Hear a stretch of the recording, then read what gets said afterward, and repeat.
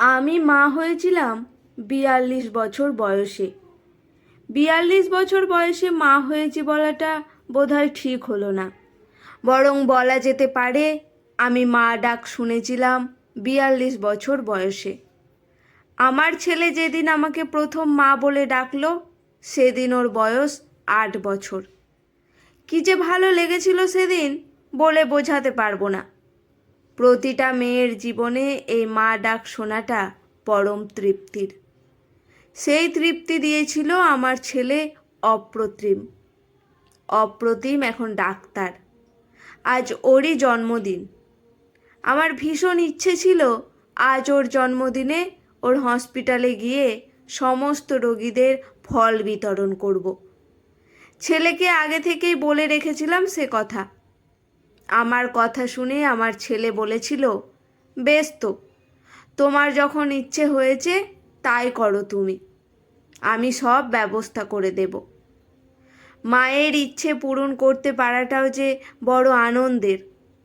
আমার ছেলে আবার মা অন্তঃপ্রাণ, তাই মায়ের যে কোনো আবদারে কখনোই সে না করেনি। ছেলের হসপিটালে যখন পৌঁছালাম তখন হসপিটালে সবাই আমাকে দেখে বলেছিল, ডাক্তারবাবুর মা। ছেলের পরিচয়ে পরিচিত হতে পেরে নিজেরও ভীষণ গর্ববোধ হচ্ছিল। হসপিটালে যখন সব রোগীদের কাছে গিয়ে ফল দিচ্ছিলাম তখন এক বয়স্কা ভদ্রমহিলা বেডে শুয়ে থেকে ডাক দিলেন, ছর্দি। ছর্দি ডাক শুনেই বুকটা ছ্যাঁক করে উঠল। ভীষণ পরিচিত গলা। চিনতে একটু অসুবিধা হয়নি। আমার নিজের বৌদি। সেই আগের চেহারাটা আর নেই, খুব খারাপ হয়ে গেছে। অনেক বছর পর দেখা। তাকিয়ে বলি, বৌদি তুমি? আমি তোমাকে দেখেই চিনতে পেরেছি। তুমি সবাইকে ফল বিতরণ করছো, এ পরম সৌভাগ্য না হলে এমন কাজ করা যায় না। আমার ছেলের আজ জন্মদিন। ছেলে তো এই হসপিটালেরই ডাক্তার, কিন্তু তোমাকে আজ এখানে দেখতে পাবো সেটা ভাবিনি। খুব খুশি হলাম ছেলেকে ডাক্তার তৈরি করতে পেরেছ। আমি পারিনি আমার দুই ছেলেকে মানুষ করতে। তারা আজ আমাকে আর দেখে না। সেই যে হসপিটালে ভর্তি করে দিয়ে গেছে আর আসেনি। 5 দিন হয়ে গেছে হসপিটালে আছি। তোমার সাথে অনেক অন্যায় করেছি ছর্দি। তোমার দাদা মারা যাওয়ার খবরটা পর্যন্ত তোমাকে দিইনি। পারলে আমাকে ক্ষমা করো। অনুতাপ অনুশোচনায় ভরা কয়েকটি কথা আমাকে কিছুক্ষণের জন্য থামিয়ে দিয়েছিল। জীবনে কোন পরিস্থিতিতে কখন যে কার সাথে দেখা হয়ে যায় কেউ বলতে পারে না। জীবন ঠিক করেই রেখেছিলাম কোনো দিনও বউদের মুখোমুখি হব না। বিয়ের পর থেকে আর কোনো দিনই বাপের বাড়িতে যাইনি আর। তার কারণ একটাই, ওই বৌদি। অথচ সেই বৌদিরই সঙ্গেই আজ আবার দেখা হলো। নিজের জীবনের গল্পটা তাহলে এবার বলতেই হয়। আমি সুধা, আমার 2 দিদি আর 1 দাদা। আমি সব থেকে ছোট। মা মারা গিয়েছিল অল্প বয়সেই। আমার তখন 7 বছর বয়স। 2 দিদি আর দাদার ঠিক বয়সে বিয়ে হলেও আমার বিয়ে হয়েছিল 42 বছর বয়সে। ওই বয়সে এসে আমার বিয়ে হবে এটা আমি কখনো ভাবিনি। 2 দিদির বিয়ের পর আমার বাবা অসুস্থ হয়ে গেল। বাবা এতটাই অসুস্থ হলো মানে প্যারালাইসিস হয়ে শয্যাশায়ী। বাবাকে দেখার জন্য একজন লোক তো অবশ্যই দরকার। দাদার তখন বিয়ে হয়ে গেছে। বৌদি পরিষ্কার জানিয়ে দিল বাবার কোনো রকম দায়িত্ব নিতে পারবে না। সেটা নিয়ে কোনো আক্ষেপও ছিল না আমার। বাবার কথা চিন্তা করে আমি আর সেই সময় বিয়ে করতে ঠিক রাজি হলাম না। যদিও আমার দাদা আমার বিয়ের জন্য কোনো রকম চিন্তা ভাবনাই করেনি। টানা 12 বছর আমি বাবার সেবায় করে গেছি। বাবা মারা যাওয়ার পর থেকে আমার সঙ্গে শুরু হলো অশান্তি, বৌদির। বলল, নিজের রাস্তা নিজে দেখো, তোমাকে আমাদের সংসারে আমি আর রাখতে পারবো না। এই বয়সে এসে কোথায় রাস্তা দেখব, ভাবলেই চোখে জল আসতো। বৌদির অত্যাচারের সীমাটা আরও দিন দিন বাড়তে লাগলো। ভগবানকে ডাকতাম, একটা রাস্তা দেখাও। ইতিমধ্যে একটা রাস্তা দেখালো ভগবান।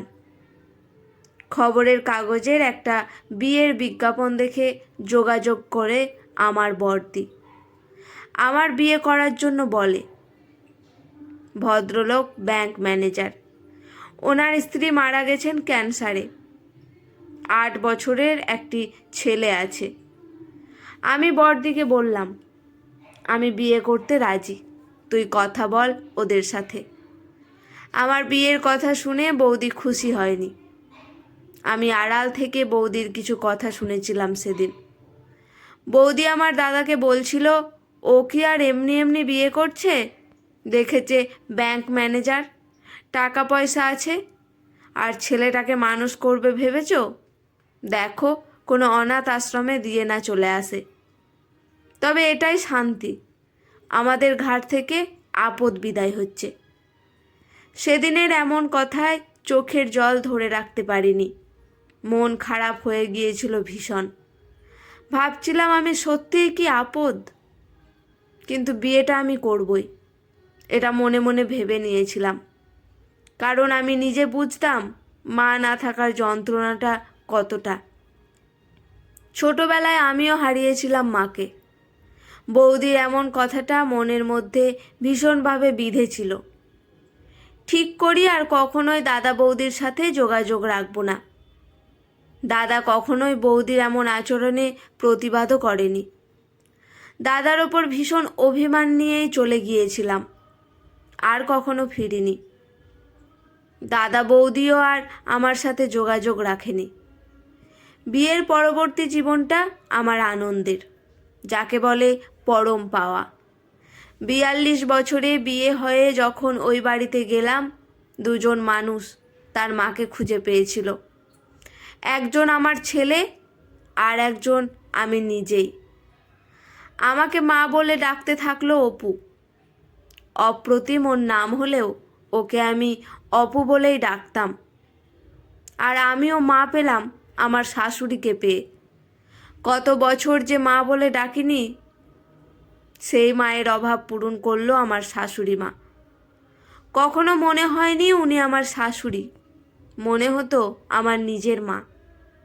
এতটাই ভালো মানুষ ছিলেন। এইভাবেই আস্তে আস্তে মায়ার বাঁধনে সবার সাথে জড়িয়ে নিলাম। আজ আমি অপুর মা। অপুকে আমি গর্ভধারণ করিনি ঠিকই, অপুর মা হয়ে উঠতে সময়টাও বেশি লাগেনি। অপুকে বড় করতে হবে, মানুষ করতে হবে, এই জেদ নিয়েই চলল লড়াই। আজ আমার ছেলে ডাক্তার, আমার স্বামী আর ছেলেকে নিয়ে এখন সুখের সংসার। সময়ের সাথে সাথে কত কি বদলে যায়। সে যাই হোক, বৌদির এই অবস্থা দেখে মনটা সত্যিই খারাপ হয়ে গেল।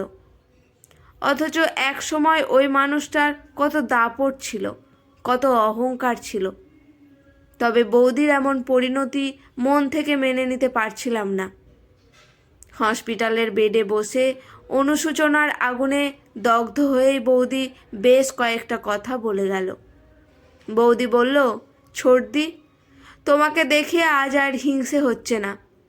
জানো কত আনন্দ হচ্ছে আমার। মা হতে সবসময় পেটে ধরতে হয় না। প্রত্যেকটা মেয়ের মধ্যে মা লুকিয়ে থাকে, আর তুমি সেটা করে দেখিয়ে দিয়েছ।